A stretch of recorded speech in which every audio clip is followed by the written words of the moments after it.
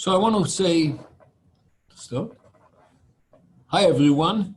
I just want to take a break from what we did before and just talk about a little bit about conceptual issue. So it's actually, I don't know if you heard about the invisible hand principle and how it is related to game theory. There's some tension between the two, and I want to explain. So Adam Smith, he wrote a very famous book by the name The Wealth of Nations. Actually, he wrote more than one book. He's a very, very well-known economist, philosopher actually, advocated that competition between consumers who are allowed to choose freely, you can choose whatever you want, what to buy. So consumers allow, you don't put any restrictions on consumers. They can buy whatever they want. And producers who are allowed to choose freely what and how to produce, so you don't put any friction or any constraints on producers, free market, completely free market. So again, and producers who are allowed to choose freely what and how to produce will lead to a product distribution that are beneficial to society as a whole. Namely, you are going to reach an efficient outcome. What does it mean, an efficient outcome? That means that it's impossible to improve upon some individuals or firms without hurting the others. If you can improve everyone, then it's not efficient. So improve. So the economy is at efficient point if you can't improve upon some people without hurting others. Okay. So that was Adam Smith say free competition, free, free to choose whatever I want to buy given my income, and free to produce whatever I want. Okay, no government intervention will lead to an efficient outcome. Okay, so, however, okay, first, individual efforts to maximize their own gains, selfish behavior, maximize utility, maximize their benefit, if you will, in a free market will benefit society even if the ambitious has no benevolent intention. So let's say that if everyone actually act in a selfish way, okay, I do the best for me, I don't care about others. A firm does the best for the firm and just interested in maximizing, let's say, profit.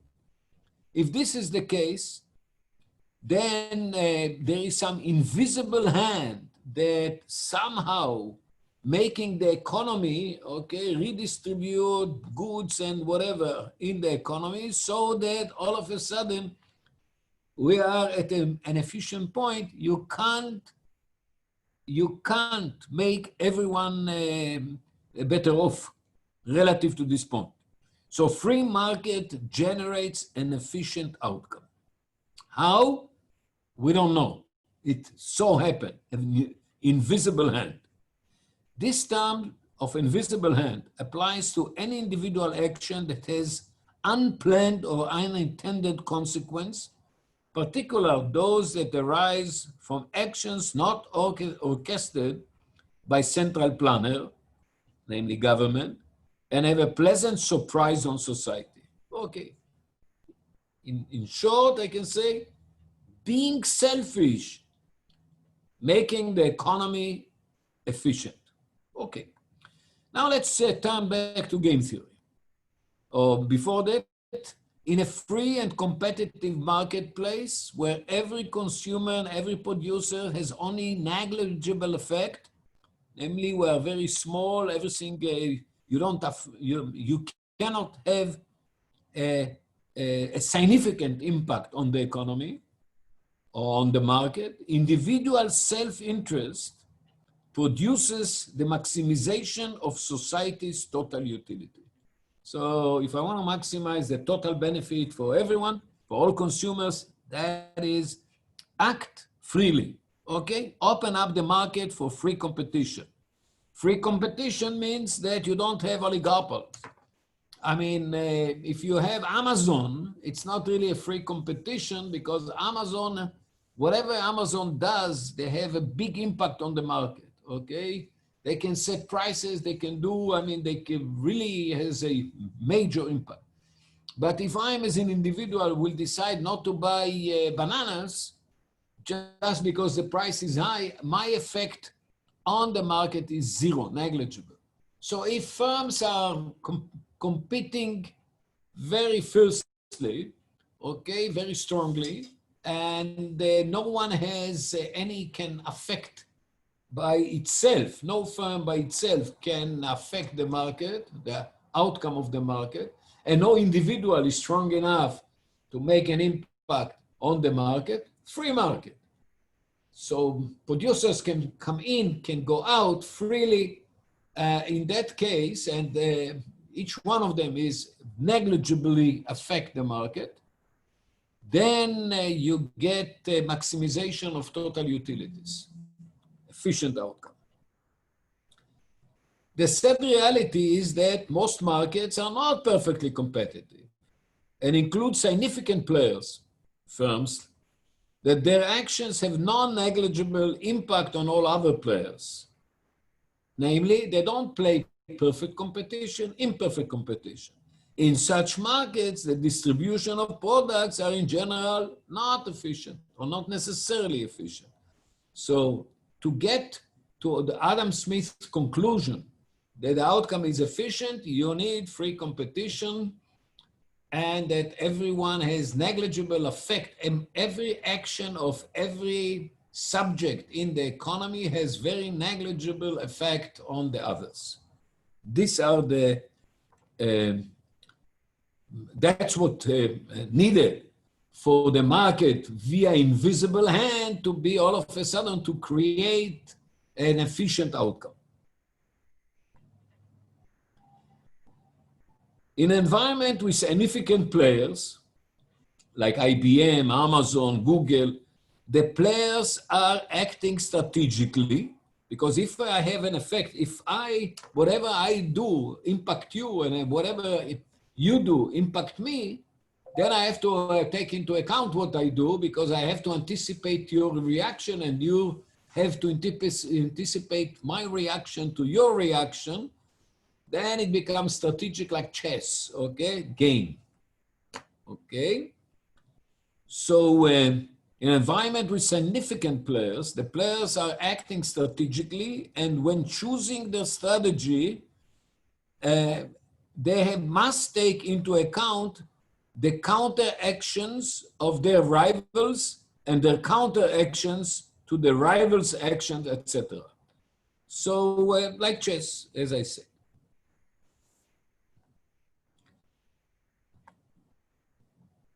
As the prisoner's dilemma demonstrates, the strategic outcome can be very inefficient. That is, every player might do the individually best things. I can act selfishly, but this may end up with a worst case scenario. May end up worst from their collective viewpoint, okay? How come, what does it mean? I can improve upon everyone. So what do I say by that? Look, in a prisoner's dilemma, everyone has a dominant strategy. So clearly you have to choose it. That's of your best interest. If you are selfish and you just act to maximize your own benefit, then you have to choose your dominant strategy.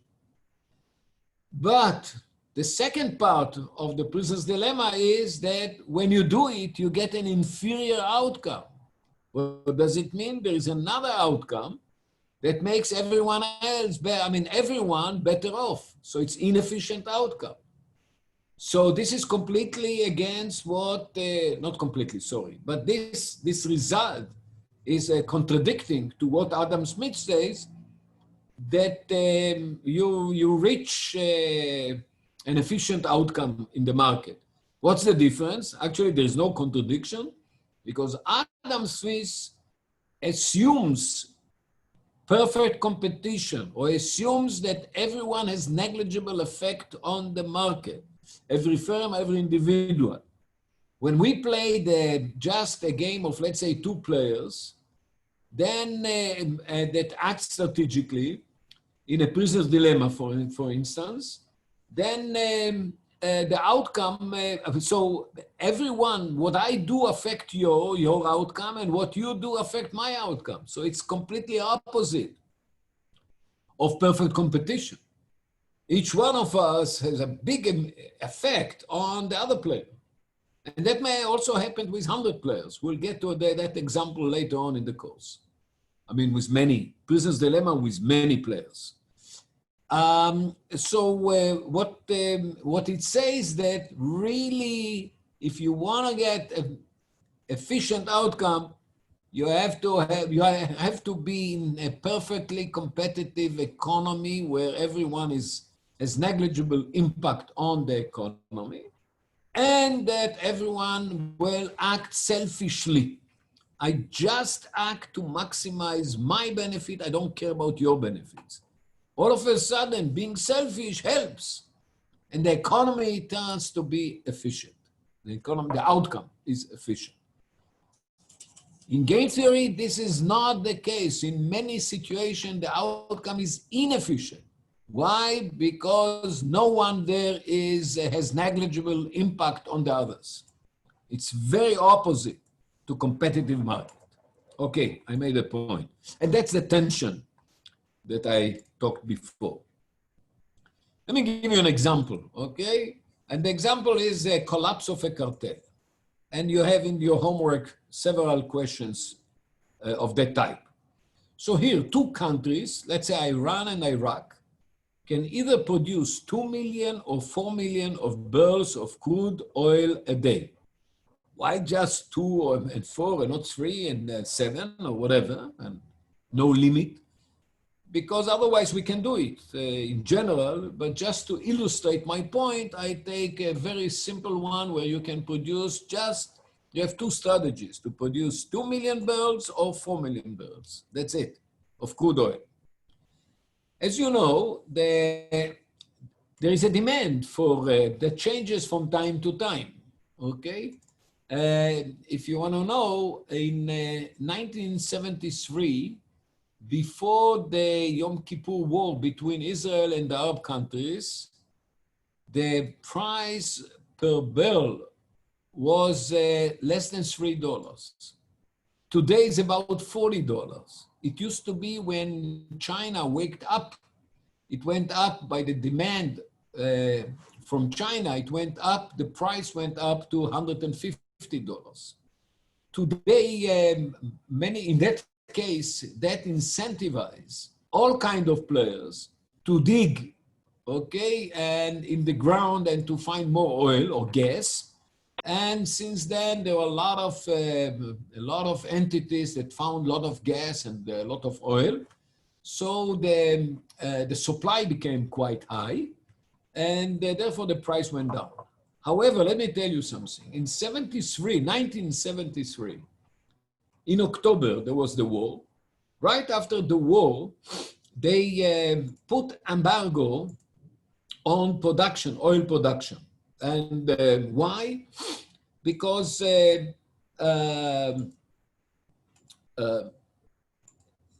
any event, it was politically, okay, a political decision by most of the Arab world, okay, together with the other OPEC members, to put embargo on the oil and so to make the price go up. And the price went up from $3, even less than $3, to $37 per barrel. I'm talking about 1973. But then what happens then? So you form a cartel of all the OPEC members, okay? It's oil producers. And simply each one cut their production. If before I supply to the market, I don't know, 10 million, now I will supply barrels, now I'll supply to the market only 2 million or 3 million. So everyone proportionally cut their production level and therefore creating smaller supply, and therefore the market price goes up significantly. The problem is that once the price goes very high, there is a lot of incentive for countries to cheat the oil, the cartel. Why? All of a sudden before I could get $3 per barrel, now I can get 37. So I can put a big ship of oil full of oil, but I'll put the flag of some other country so nobody knows who cheated. With 2, we can do it. But in the OPEC, there were, I don't remember, 14 or 18 or maybe now 20 countries. And therefore, if one country decides to cheat and to produce more than their quota, then it's very difficult to find which country did it. And therefore, they start cheating. So after a while, the price went down to 10. Why? Several countries cheated and produced more than their quota. Okay. So how, I want to show you in this example, how the cartel can collapse by cheating each other. So let's say that the demand, you know that demand depends on the price. So the quantity demanded is a function of the price. And I take a very specific example of Q equals 120 over P over 5. So that is when P goes up, the ratio goes down, namely Q goes down. I can invert and write P as a function of Q, and I'm getting here. So actually this and this are completely equivalent, and P equals 120 over Q minus 5. So knowing how much they produce, Q, by the way, is the total production of all OPEC members. Here, just 2 countries as an example, Iran and Iraq. So P is the market price, and Q is the total output. So if I know, so these countries know this formula, by the way, they know to estimate the demand or such a formula. This formula I cooked just for this example. I don't know what is the real demand function for oil, but in any event, suppose it is this. And then I can find out, I would know what to anticipate, what will be the market price if I know what is the total production. It will be simply 120 over Q minus the 5. Now, let me tell you, to dig and to extract oil from the ground or deep from the sea costs money. Here it is, I mean, both of them, Iran and Iraq, the extraction cost is not high, $2 per barrel for Iran and $4 per barrel in Iraq. By the way, in Saudi, it's almost on the surface. I'm pretty sure it's very close to 0. So it really depends how deep you have to dig, or if you go, you have to go to the sea. And by the way, for your information, in the 80s, just because the price jumped, Norway started digging in the North Sea, and their extraction, and they found a lot of oil, but their extraction cost, if I remember well at that time, was $18 per barrel. It's much more complicated to go to the sea, to dig, to take out from the sea. It's much more costly. Here the example, and it's quite realistic, $2 or $4, about that magnitude. So for this example, I take Iran, $2 per barrel, and Iraq, $4 per barrel. Okay. Now I can find, I can construct the game between the two, the strategic game. So look, before I do it, I take some auxiliary table. So I tell you what is the table. I want to find out what is the price and what is the quantity. So look, Iran can produce either two or 4. Similar for Iraq, 2 or 4. So let's say that Iran produced 2, Iraq 2, so the total is 4, 2 plus 2. And if Iran produces 2 and Iraq produces 4, the total is 6. If Iran produces 4, Iraq 2, the total is 6. And 4 and 4, the total is 8. So now I have just to put, remember what was the, let me go back, 120 over Q minus 5. So P is 120 over Q minus 5. So in each case, I can find out what is the P. If Q here is 4, I divide 120 divided by 4 is 30. 30 minus 5 is 25. Okay?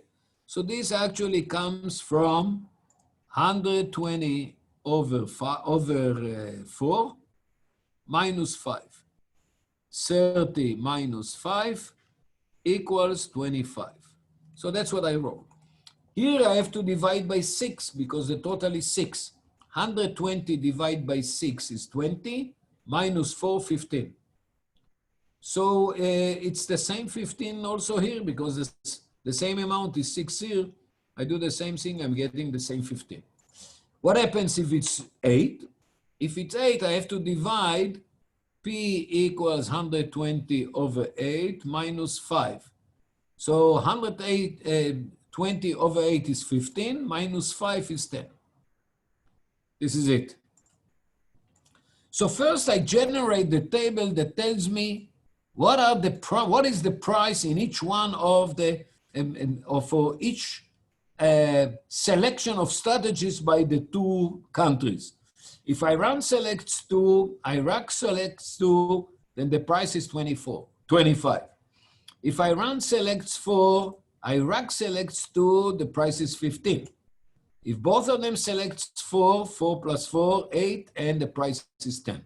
Let me erase now this, because I will need it in a second, and it's a lot of, so after explaining this, okay, I erase it. And now I want to, from now I'm ready to describe the game. So the game is, look, the strategies are, Iran is the role player. I mean, the strategy, 2 strategies, to produce 2 million, or to produce 4 million. Iraq the same, 2 and 4. Now I want to find the profits of each one of them. This is the profit on the left for Iran, on the right of Iraq. So let's do it. So now I'm going, remember by the way that the cost, let me write it here, the cost of Iran is $2 per barrel. The cost of Iraq is $4 per barrel. So let's see how I'm getting, let's talk about Iran only now. Here Iran produces 2. Okay, I want to go and let's say that in Iraq produces 2. I'm going to the first cell, the first square. Therefore, the price is 25. For Iran, the cost is 2. So therefore, every barrel that they sell in the market, they get 25. It costs them 2. So net, they get 23. Namely, 25 minus 2. 25 they get, 2 they spend. So they net for every barrel 23. But how many barrels they have? 2. So 2 times 23 is 46. Again, how do I get it? I'll put it like this here. The price is, so 2 units on each one of them. The price is 25. The cost is 2. And it's 23 times 2, 46. Let's continue with Iran. Let's say that I'm here now. Okay, Iraq produced 4, Iran produced 2. What is the price? I'm going here to see the price is 15. So they get 15, it costs them 2. We're talking about Iran. 15 minus 2 is 13. Namely, they make of every barrel of oil that they sell, they make 13. How many they sell? 2. 2 times 13 is 26. Let's go down now here to this one. Now Iran is going to produce 4. Suppose they produce 4 and Iraq 2. Well, we're talking about this square. So what is the price? The price is 15. It costs them 2. Okay, so they get 15, they pay 2, net 13 per unit, but they produce 4. So 4 times 13 is 52. Finally, if there are 4 and 4, the price is going to be 10. So 10, and it costs them 2, net 10 minus 2 is 8. 8 per unit, but they produce 4 units. 4 times 8, 32. So that's what we did for Iran. Now let's do the same thing for Iraq. So let's go back to the first square, okay? The price in the first square is 25. The only difference is that for Iraq, it costs $4. So 25 minus 4, now I want to see how I get to this. So first of all, how many units Iraq produce? 2. 2. How much they make of every unit? They get 25, and it costs them 4. 21. 25 minus 4, 21 times 2, 42. This is the 42. Let's go here to the second one. Here they produce 4 units.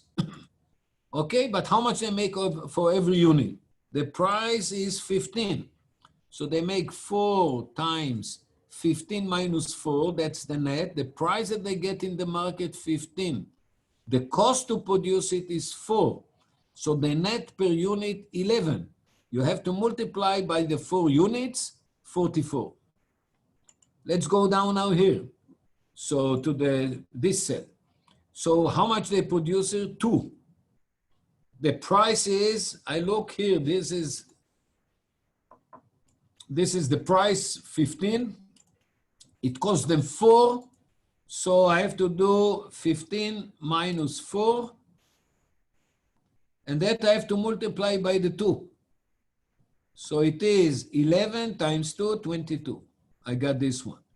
What about the last one? They produce 4 to get here. And the price is 10. It costs them 4. So they net $6 per barrel times 4, 24. So that's the way I build. This is the game. This is the game. This is just a table to help me to get to that. But why this is the game? Because you want to know what is the benefit or what is the profit of each firm. That's what each firm like to maximize. Okay. So now let me erase all this. Let me try to erase. Very good. Okay, so now this is the game that you see on the right side, and I want us to see. So first of all, if they could cooperate, not cheat each other, just to sign something that somebody controlled, that none of them cheating, then obviously look, I mean, where they make the total profit. The total is here, 46 plus 42, this, oops, sorry. No, I went to 46 plus 42 is 88, both of them. So they can split 88. Here the total 26 plus 44 is 70. Here it is 74, the total. And here the total is 56. This is really bad. Okay, bad for them. Because why? What happens here? They compete, and instead of cutting production to get higher price, they compete and they flood the market with more than they should, with 8 million total, 4 plus 4, and therefore the price goes down to 10 and they make very little. So this is actually the cooperative outcome. This, I would say, the 46-42 cooperative outcome. But as I say, between countries, if one country wants to cheat the other, you can't, there is no binding agreements. That's the assumption. So can we achieve this cooperative outcome? I say no. Okay, why? Look, to produce 4 units for Iran is strictly dominant strategy. Why? 52 is more than 46, 32 is more than 26. So if Iran produce 4, they will make more than producing 2, no matter what Iraq will do. If Iraq goes here and Iran produces 4, they get 52. If instead they produce 2, they get only 46. So if Iran believes that Iraq will produce 2, they should go for production of 4 million units. What happens if they believe that Iraq will go for 4? Again, it's better to go for. Why? Because if you go for Q1 equals 4, you get 32. And if you go to Q1 equals 2, you get only 26. So what happens here? No matter what Iraq is doing, Iran is best off producing 4. Okay, that's the arrows telling us that this is the best for Iran. But 4 is also best for Iraq. Let me just erase now to...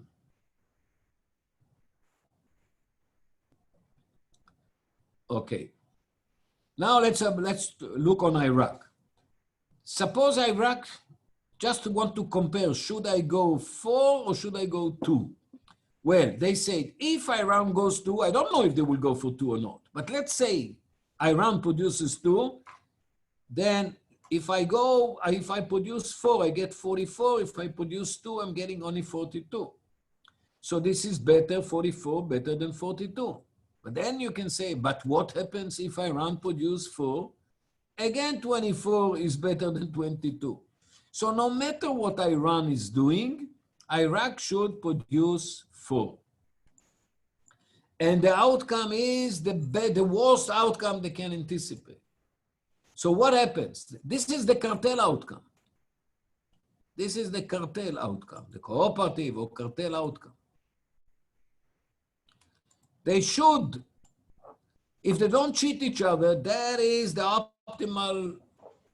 So the optimal strategies, if they don't cheat each other, if you can find out if somebody cheated, is to produce 2 each. And so the market, the total production will be 4 million, 2 plus 2, and the market price will be 25. So they will get higher price and they will make more profit. The worst for them is to cheat each other and produce 4 rather than 2.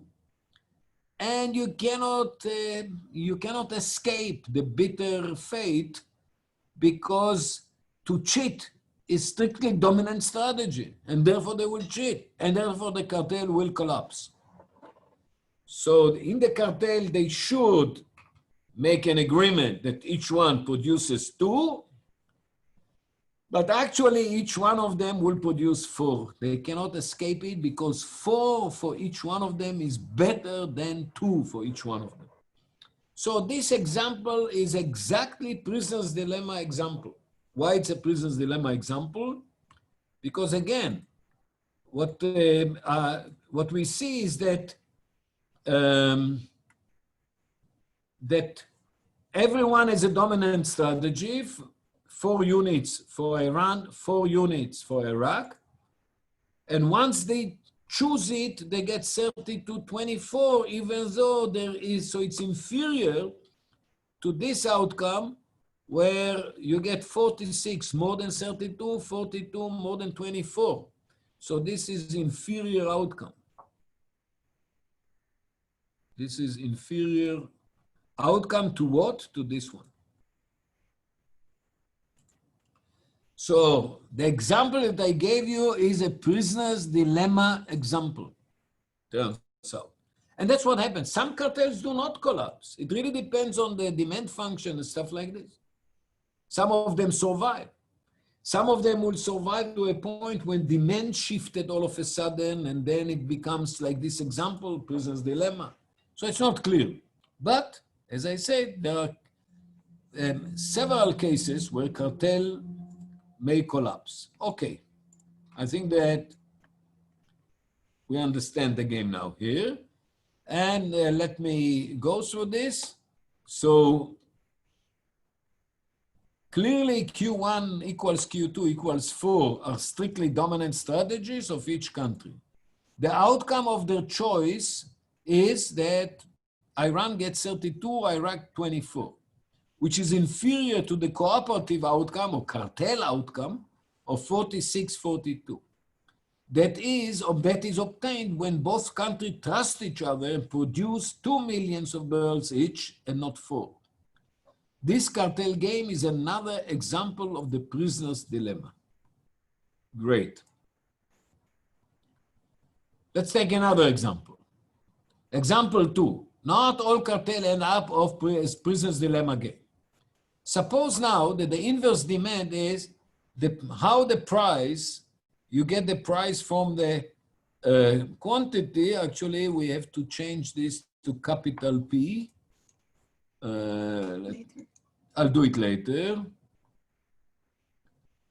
Okay. So the demand is given by P equals 12 minus Q. If you like, Q equals 12 minus P. So if I know Q, I know P. If I know P, I know Q. And every other assumptions remain the same. So it's the same problem of they can produce either 2 or 4, 2 or 4. The cost per unit for Iran is $2 per barrel, and the cost per unit of Iraq is $4 per barrel. So actually, now let's now build this table first. So if Iran produces 2 and Iraq produces 2, the total is 4. I plug here Q equals 4, 12 minus 4 is 8. 2 plus 4 is 6. And P, 12 minus 6 is 6. Okay? Here is also 4 plus 2 is 6. And 12 minus Q is 6. Here 4 plus 4 is 8. But now I put 12 minus 8, the price becomes 4.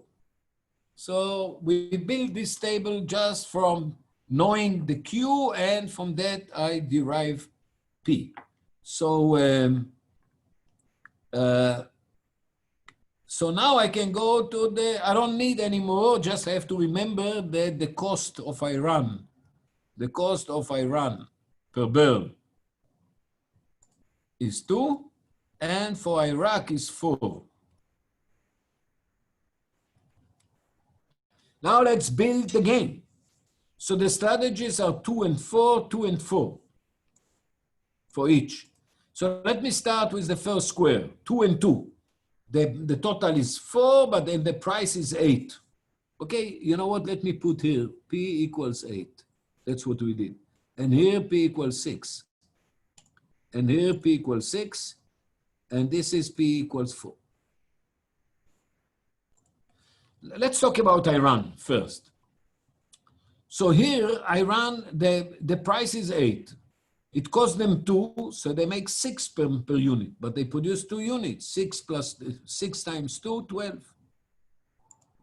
Let's go here to the second one. The price is 6, it costs them 2, so they net 4.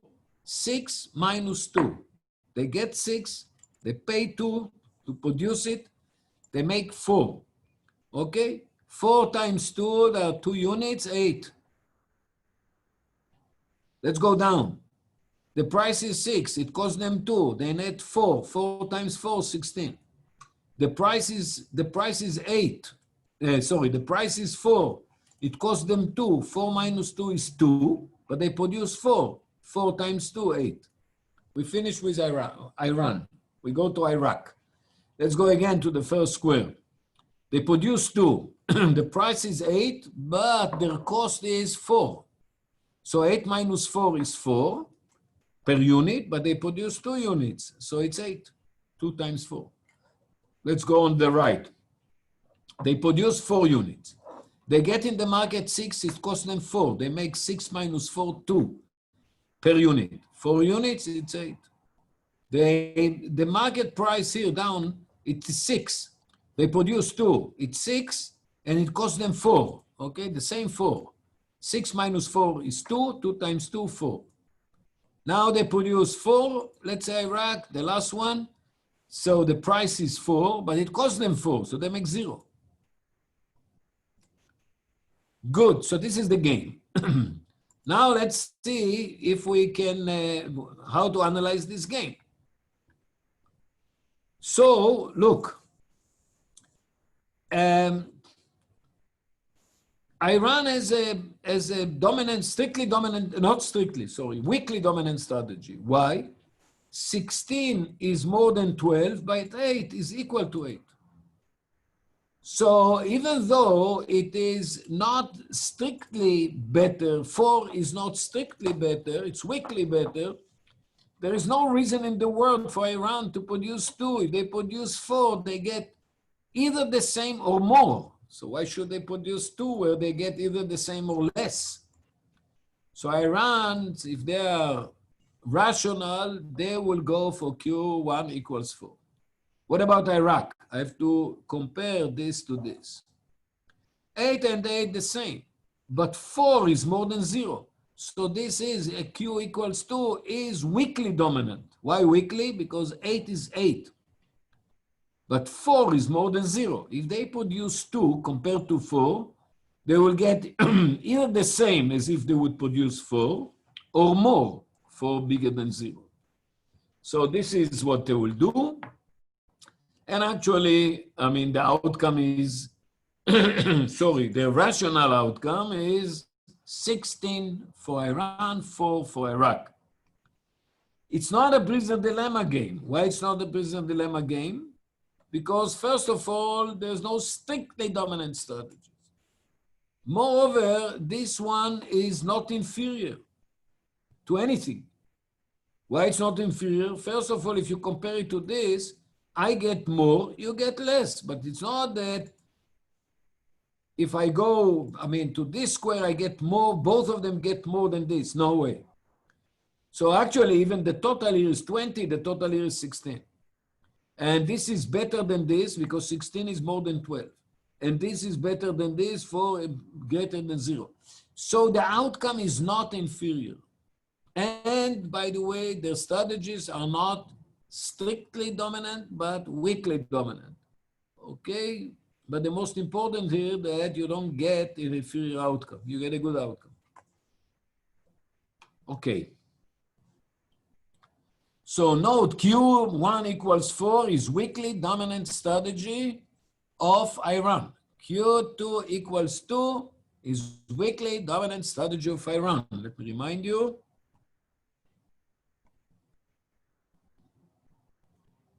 Two is weakly for Iraq, 4 is for Iran.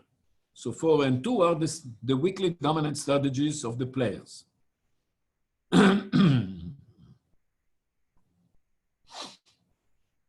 Hence, these are, hence, these are the only sensible strategies of the players.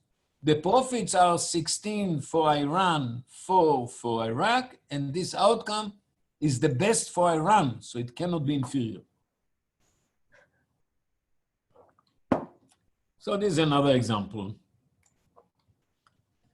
There's another example, successful cartel.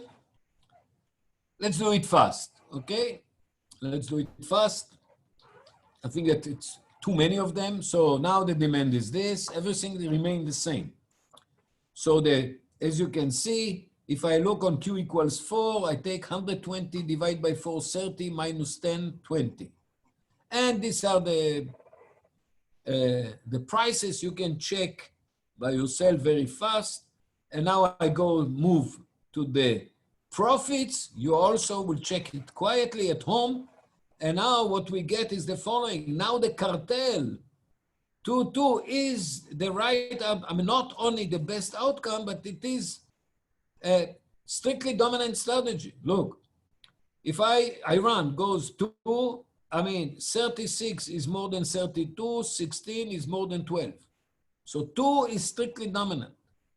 What about Iraq? 32 is more than 24, 12 is more than 14. This is strictly dominant. And when they use their strictly dominant strategies, the cartel outcome, they get 36, 32 better than 12 or 14. And at least for Iraq, for Iran, it is, for both of them, is the best outcome. 36 is the best overall, 32, 16, 12. 32 is better than 24, 4, and 12. So sometimes, depending on the demand, if this for this demand function, it turns out that the cartel is actually obtained by strictly dominant strategies, and therefore it will prevail. In the first example, it will collapse. So everything depends on the specific demand function. I hope that I made everything clear here. Before we move to, so there's an exercise. I leave you the exercise just for yourself. Okay, this is another example of the prisoner's dilemma. So consider the following two-person game, and you can see 4, 4, 2, 6, 5, 1, X, Y.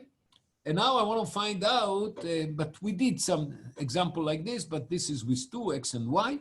So what are the possible values of X and Y that turn this game into prisoner's dilemma game? So look, I'm looking first for player 1 if he has strictly dominant strategy. So I have to compare down to up or up to down. It cannot be up, will never be strictly dominant to down because 4 is less than 5. So if there is one that will be strictly dominant strategy, is going to be down. But for that, 5 is more than 4, but I have to make X more than 2. So I write here first X more than 2. Now I go for the second guy, but I have to keep the arrow. It's very important. You'll see in a second. Now I say, since 6 is more than 4, only R can be a strictly dominant strategy. It cannot be L, because 4 is less than 6. So if at all, it is R. 6 is more than 4, but then I have to make Y more than 1. So I put Y is more than 1. But that's not enough. Now I look on the arrows, and I say, okay, these arrows are related to that. I mean, they determine this outcome. X for 1, Y for 2. But this should be inferior. So the X should be less than 4, and also the Y should be less than 4. So this is the answer. And you can see X is in between 2 to 4. It's written opposite here, doesn't matter, it's the same. And Y is in between 1 to 4. So again, in order for you to check if something's prisoner's dilemma, you have first to decide what is the candidate for strictly dominant strategy for 1 and designate it with an arrow. You do the same thing for 2, designate it with an arrow. Once the 2 arrows exist, you know what is the outcome determined by these 2 arrows. And now you have to check that this outcome is inferior. Otherwise, it's not a prisoner's dilemma game. Very good. So this is another example. I think that we did other examples before. I think that by now you should be an expert on prisoner's dilemma games. Now let me go to an issue. Is the more the better?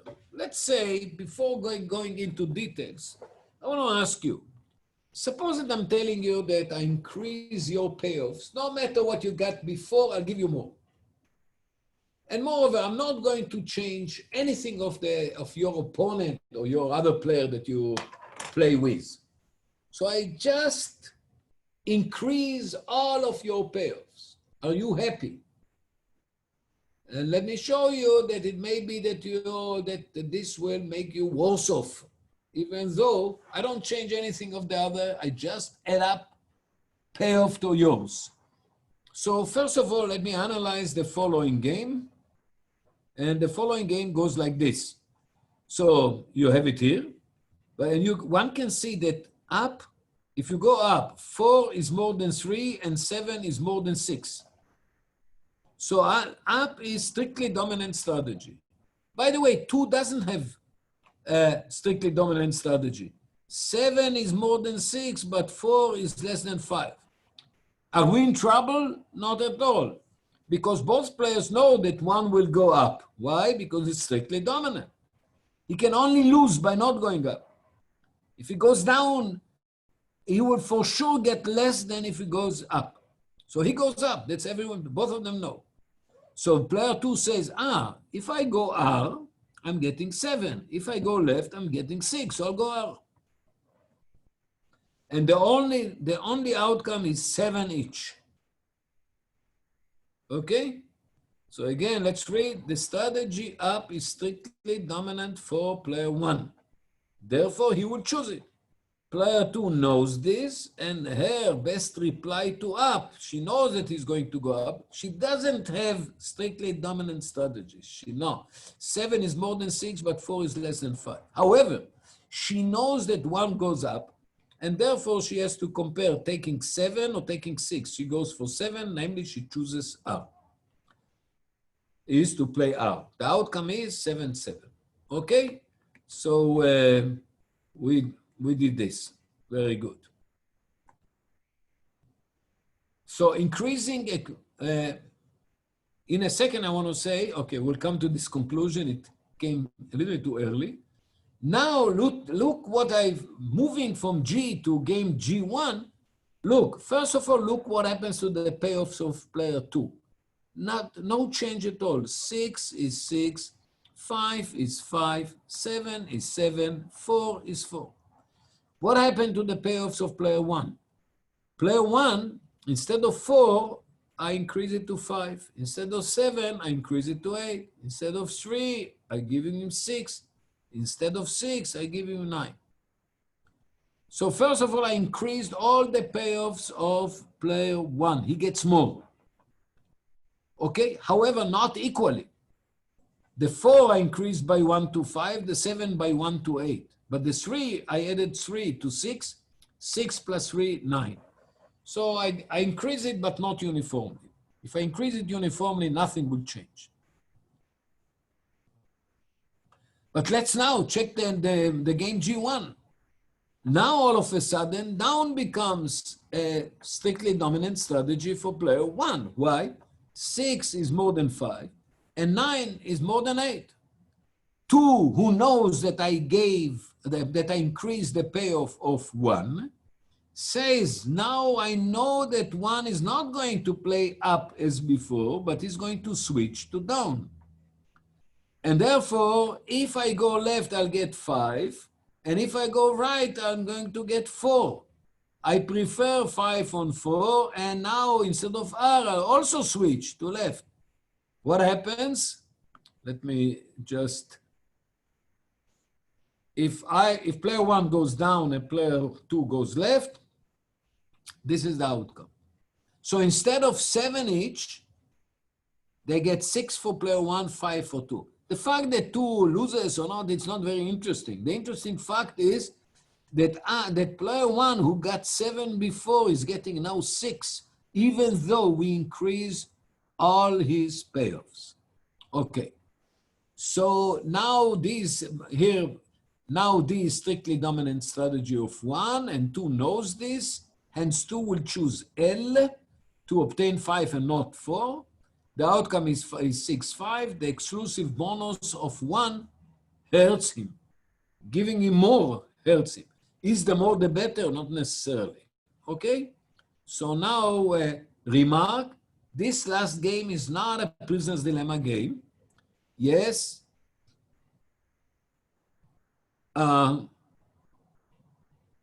Inferior. I mean, here there are, wow, I have to change a lot of mistakes here. I will make sure you get it correct. So yet, I think I should say, the outcome 6-5 is inferior. Inferior, I will change it. Yet, the outcome, so it is true that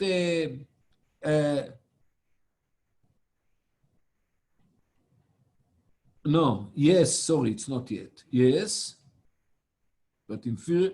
Yes, the outcome 6-5 is inferior to this. It's correct.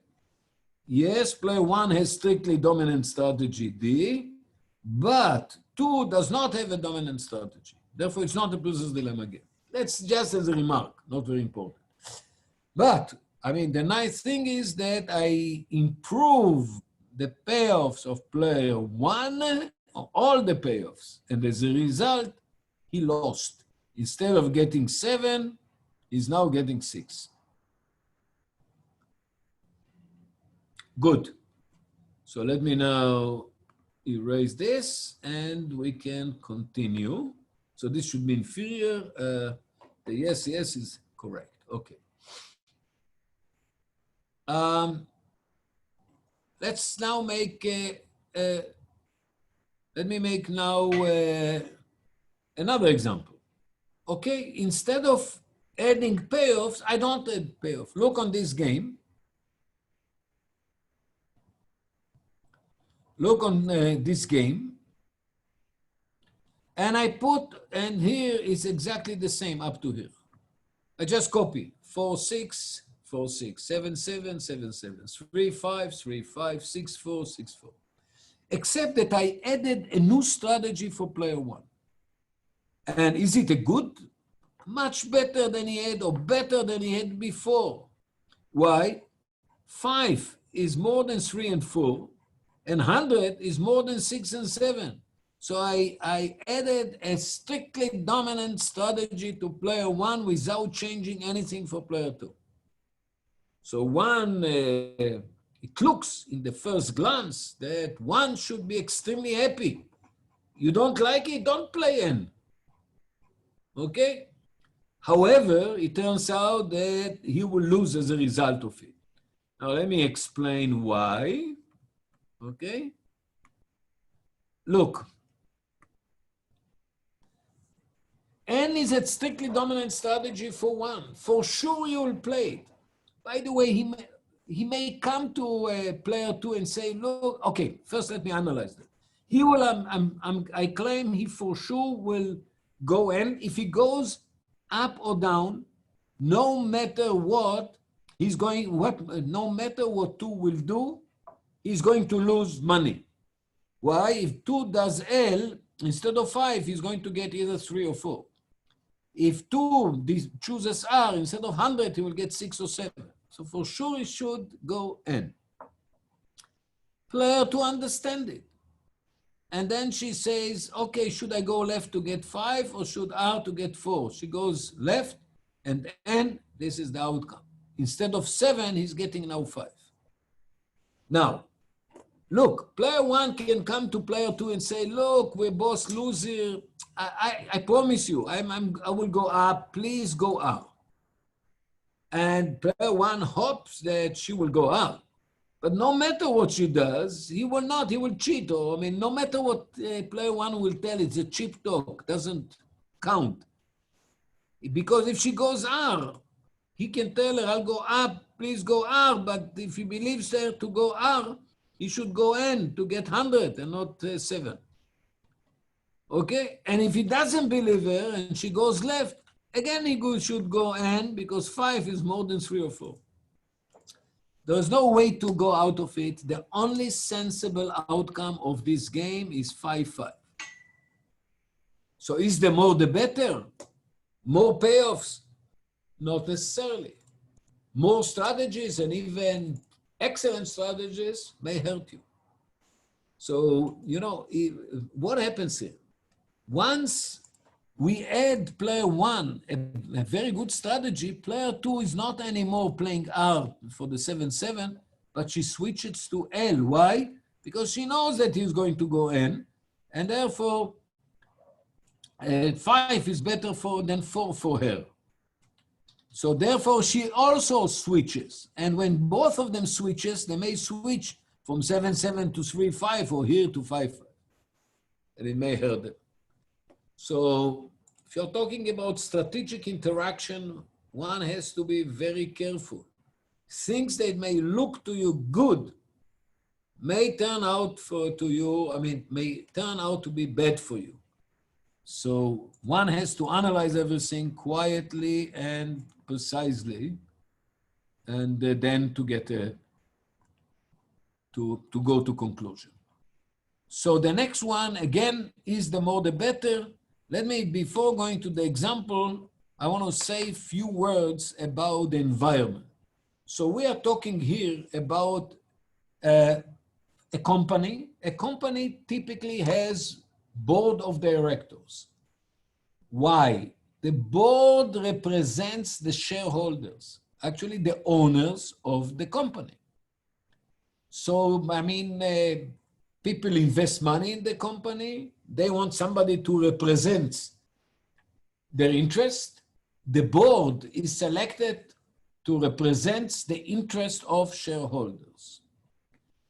And now what is actually the function, the main function of the board is to decide on the strategy of the firm. Once they decide about the strategy, the executives, namely the CEO, Chief Executive Officer, CEO, CFO, Chief Financial Officer, CTO, Chief Technology Officer, CMO, Chief Marketing Officer, all those that work for the firm for salaries, their duty or their role is to implement the strategy chosen by the board. So the board, the main role of the board is to decide and to plan the strategy where we are going from now on. Are we going to merge with some company, to buy some companies to increase our growth, to develop that product or not to develop that product? Obviously, developing a product, you may trigger competition to go against your product, and etc., etc. So you have to think very well strategically. So that is the framework. So now we're talking about a specific example. A firm or a company has 3 board members. I call it board member number 1, 2, and 3. B1, B2, and B3. One of them, B1, is the CEO. Sometimes one or two of the executives, namely the CEO, CFO, CTO, 1, 2, they are part of the board. Sometimes they are not part of the board. It depends. In the UK, for instance, a company must have some executives on the board. In the US, it's not necessary. So it depends on the specific regulation. The board has to choose a strategy for the firm out of the following 3 strategies: S1, S2, and S3. So there are 3 candidates. After discussing and thinking, they came up with 3 final strategies that one of them they're going to implement, but they have to decide which one. How they decide? The strategy is selected by a vote. Each board member selects a strategy and submits his choice in a sealed envelope. By the way, they can do it sequentially and openly. Let's say the CEO will say, I choose this one, and the other board member will say, I choose that one, etc., etc. And they can do it by a simultaneous choice, namely everyone, they can discuss, talk, and everything. And eventually, they make a decision, they write their decision, they put it in envelopes, and they open up all envelopes at the same time, simultaneously. The strategy that obtains a majority wins. If, let's say, 2 of the board members voted for S1, S1 won. If all of them vote for S2, S2 won. So you need at least 2 to have a majority. So if a strategy with a majority is the winner.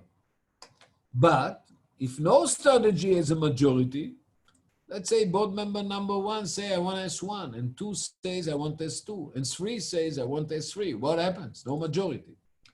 So we give the CEO who has to implement the strategy, we give him extra power. The extra power is his choice is going to be selected, or her choice of the CEO. So if no strategy has a majority, all 3 board members select different strategies. The strategy of the CEO, namely of the one that B1, board member number 1 is the CEO, remember, is going to be selected. The CEO is therefore endowed with an extra power. That's it.